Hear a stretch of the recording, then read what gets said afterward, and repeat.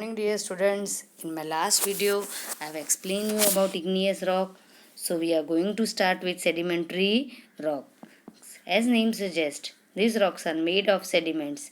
Sediments are small pieces of rocks formed by the breakdown of existing rocks due to running water, wind, rain, snow and animals. As more and more sediments are deposited, they become compressed in layer and harden to form rocks. Such rocks are called sedimentary rocks. Since the sediments are deposited in layer of strata, sedimentary rocks are also called stratified rocks.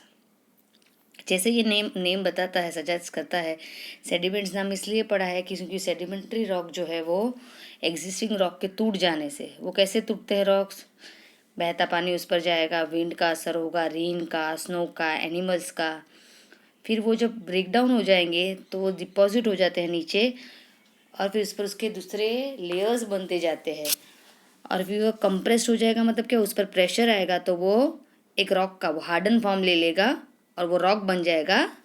That is called sedimentary rock. उसके characteristic है कि generally sedimentary rock हमें river bed, lake bed और ocean bed से मिलते हैं. River bed का मतलब होता है रिवर के नीचे, एकदम नीचे पानी की एकदम गहराई में. वैसे ही लेक बेड और ओशन बेड मतलब ओशन के गहराई में सबसे नीचे वाला हिस्सा ओशन का, वहाँ से हमें सेडिमेंट्री रॉक्स मिलते हैं. सेडिमेंट्री रॉक्स के लेयर वेल डिफाइंड है. मतलब क्या कि देखो, अगर आप इसका पिक्चर देखोगे सेडिमेंट्री रॉक का तो आप क्लियरली लेयर्स देख पाओगे. Can you see it? ये रॉक्स जो है वो छोटे छोटे रॉक्स टूटने से, फिर उसके ऊपर दूसरा लेयर्स बनने से उसने हार्डन फॉर्म ले लिया, एक रॉक का फॉर्म ले लिया. हमने इग्नियस रॉक का पिक्चर देखा था, उसमें देखो लेयर्स नहीं दिखाई देती थी. You want to see it? I am showing you again. देखो ये इग्नियस रॉक है, उसमें लेयर्स नहीं दिखाई दे रहे हैं. ये सेडिमेंट्री रॉक है. सेडिमेंट्री रॉक जो है वो रॉक्स के टूटने से बनता है, इसीलिए उसमें लेयर्स इजीली दिखाई देते हैं. जब ये सेडिमेंट्री रॉक बनता है तब कई बार क्या होता है, ऑर्गेनिक मैटर जो है वो इस लेयर के बीच में आ जाते हैं. ऑर्गेनिक मैटर यानी कोई भी ऐसा कंपाउंड जिसमें ज़्यादा कार्बन हो, फिर वो सालों साल उस लेयर के बीच में रहता है ऑर्गेनिक मैटर, तो वो फॉसिल फ्यूल बन जाता है. फॉसिल फ्यूल का मतलब होता है पेट्रोलियम, नेचुरल गैस. ये सारे फॉसिल फ्यूल्स हमें सेडिमेंट्री रॉक्स के नीचे से मिलते हैं. सैंडस्टोन, लाइमस्टोन, शेल, ये सारे कॉन्ग्लोमेरेट, कोल, ये सारे एग्जाम्पल है सेडिमेंट्री रॉक्स के. Metamorphic rock. When igneous and sedimentary rocks are subjected to intense heat and pressure, they undergo metamorphosis and become metamorphic rocks. Metamorphosis is a process by which the old substance change completely under intense temperature and pressure. Excessive heat and pressure change the color, texture, and hardness of the original rock. It also changes the mineral present in the previous rock. Metamorphosis is a slow process and takes hundreds of years. The transformation of limestone to marble, shell into slate, and coal into graphites are example of metamorphic rock. जब igneous और sedimentary rock को हम निकालते नहीं है, वो ज़मीन के अंदर ही पड़े रहते हैं, तो क्या होता है, उस पर बहुत हीट आती है, बहुत प्रेशर आता है और वो मेटामॉर्फोसिस प्रोसेस अंडरगो करते हैं. मेटामॉर्फोसिस प्रोसेस का मतलब क्या होता है कि जब ये दोनों रॉक पर हीट और प्रेशर पड़ता है तो वो उसकी सारी कैरेक्टरिस्टिक्स चेंज कर देता है. जैसे कि उसका कलर चेंज हो जाता है, उसका टेक्सचर चेंज हो जाता है, उसकी हार्डनेस चेंज हो जाती है, इवन उसके अंदर पाए जाने वाले मिनरल्स भी है वो भी चेंज हो जाते हैं. ये प्रोसेस जो है वो बहुत ही स्लो प्रोसेस है, सालों के हज़ारों साल लगते हैं. तब इग्नियस और सेडिमेंट्री रॉक अगर पड़े रहते हैं ज़मीन के नीचे तो वो मेटामॉर्फिक रॉक बन जाते हैं. जैसे कि लाइमस्टोन जो है उसको अगर हमने निकाला नहीं ज़मीन में से तो क्या होगा, वो मार्बल का फॉर्म ले लेगा। क्यों मार्बल का फॉर्म ले लेगा, वो मेटामॉर्फोसिस प्रोसेस अंडरगो करता है, उसमें हीट और प्रेशर आता है और वो चेंज होता है, लाइमस्टोन से वो मार्बल बन जाता है। ठीक है, वैसे स्लेट और ग्राफाइट भी मेटामॉर्फिक रॉक के एग्जाम्पल ही हैं। अगर आप यहाँ पे पिक्चर देखोगे तो दिखाया हुआ है कि कैसे लाइमस्टोन जो है वो मार्बल का फॉर्म ले लेता है प्रेशर और टेम्परेचर की वजह से। इसकी कैरेक्टरिस्टिक्स है कि ये रॉक्स बहुत ही हार्ड है, उसमें बहुत ही हाई डेंसिटी है और ये रॉक के बीच में बिल्कुल स्पेस होती नहीं है। हमें जो कीमती जेम्स मिलते हैं, पत्थर, कीमती जेम्स यानी कीमती पत्थर, ये भी हमें इसी रॉक में से मिलते हैं। अभी हम रॉक साइकिल के बारे में पढ़ेंगे। We have just read that magma from volcanic eruption flow out, cool and solidifies to form igneous rock. हमने पढ़ा कि कैसे वॉल्केनिक इरप्शन होता है। मैग्मा मतलब क्या, वॉल्केनो के अंदर जो लावा होता है मोल्टेन फॉर्म में, लिक्विड फॉर्म में, वो बाहर आता है, ठंडा हो जाता है और फिर उसमें से इग्नियस रॉक बनता है। ये मैंने सबसे पहले आपको समझाया था कि इग्नियस रॉक ऐसे बनता है। इग्नियस रॉक है वो बेसिक रॉक है, फिर वो रॉक क्या होता है, ब्रेक डाउन होने लगता है। अगर उसको हम ज़मीन से नहीं निकालते तो वो पानी की वजह से, हवा, एनिमल की वजह से वो ब्रेक डाउन होने लगता है और उसके लेयर्स बन जाते हैं और वो सेडिमेंट्री रॉक बन जाता है। ठीक है, both igneous and sedimentary rock under intense temperature and pressure transfer into metamorphic rock. अभी मैंने बताया कि अगर ये इग्नियस और सेडिमेंट्री रॉक को अगर हम ज़मीन से नहीं निकालेंगे, हज़ारों साल वो ज़मीन के अंदर पड़े रहेंगे, तो वो टेम्परेचर और प्रेशर की वजह से मेटामॉर्फोसिस प्रोसेस अंडरगो करेंगे और वो रॉक जो है वो मेटामॉर्फिक रॉक बन जाएगा, जैसे कि लाइमस्टोन मार्बल बन जाएगा। ये हमने मार्बल निकाल लिया तो ठीक है, अगर ये हमने मार्बल नहीं निकाला, मतलब मेटामॉर्फिक रॉक्स भी सालों के सालों ज़मीन के अंदर पड़े रहे, तो क्या होगा,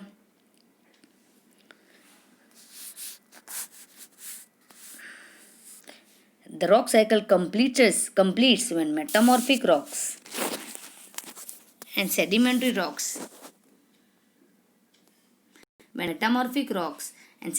rocks melt under extreme temperature and pressure to form magma, and the magma again flows out when a volcano erupts and form igneous rock. This process is known as rock cycle. अभी ये metamorphic rock और sedimentary rock को भी हमने अगर ज़मीन में से नहीं निकाला तो क्या होगा, टेम्परेचर और प्रेशर की वजह से हज़ारों साल वो वैसे के वैसे रहे, वहाँ पे टेम्परेचर आया, प्रेशर आया, तो क्या होगा, वो रॉक्स जो है वो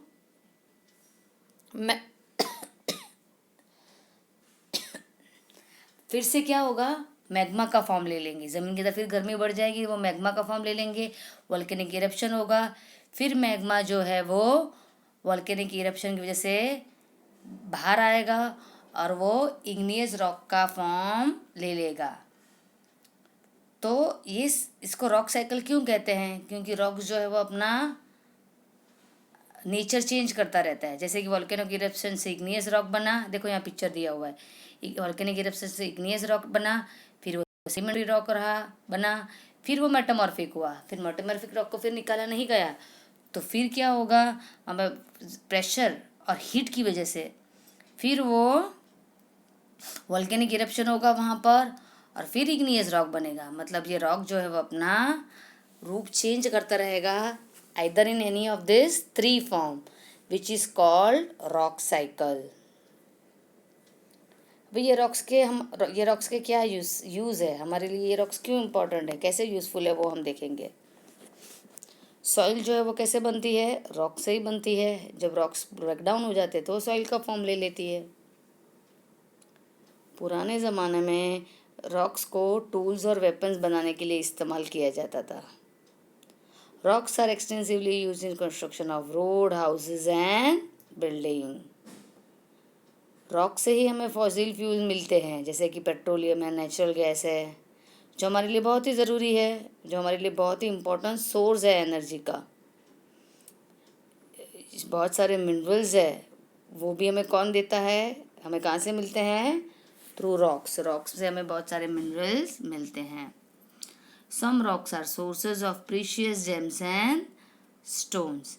कुछ रॉक्स ऐसे होते हैं जिसके नीचे से हमें कीमती पत्थर और कीमती पत्थर मिलते हैं, जैसे कि डायमंड है, ठीक है।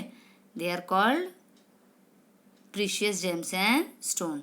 जैसे मैंने बताया था, ये मेटामॉर्फिक रॉक के नीचे से ही ज़्यादातर हमें प्रीशियस जेम्स और स्टोन मिलते हैं।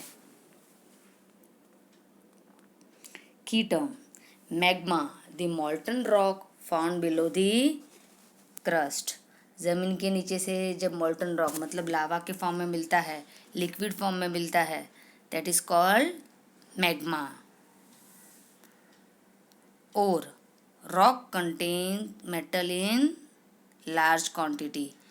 जो रॉक के नीचे से हमें जो मेटल मिलता है वो उसका ओर कहा जाता है, ठीक है। ये मैंने पहले भी आपको बताया था जब मैं कुछ चैप्टर पढ़ाया था। रॉक